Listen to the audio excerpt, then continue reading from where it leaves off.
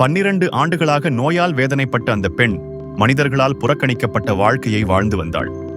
வைத்தியர்கள் எல்லாம் தோல்வியடைந்த நிலையில் இயேசுவின் ஆடையின் ஓரத்தையாவது தொட்டு நான் சுகம் பெறுவேன் என்ற நம்பிக்கை அவள் இருதயத்தில் எழுந்தது.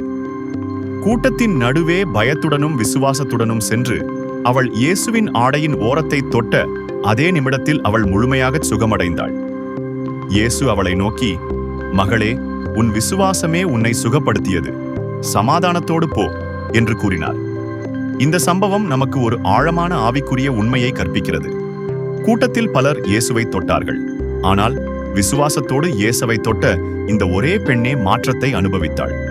இயேசுவின் அருகில் இருப்பது மட்டும் போதாது, அவரை விசுவாசத்தோடு அணுக வேண்டும். பேச முடியாத சூழ்நிலையிலும் வெளிப்படையாக வர முடியாத நிலையிலும் அந்த பெண்ணின் உள்ளார்ந்த நம்பிக்கை அவளை சுகத்திற்குள் நடத்தினது.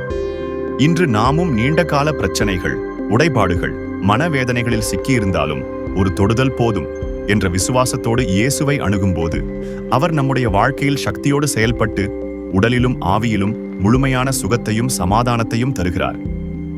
இயேசு அவளை நோக்கி, மகளே, உன் விசுவாசமே உன்னை சுகப்படுத்தியது, சமாதானத்தோடு போ என்றார்.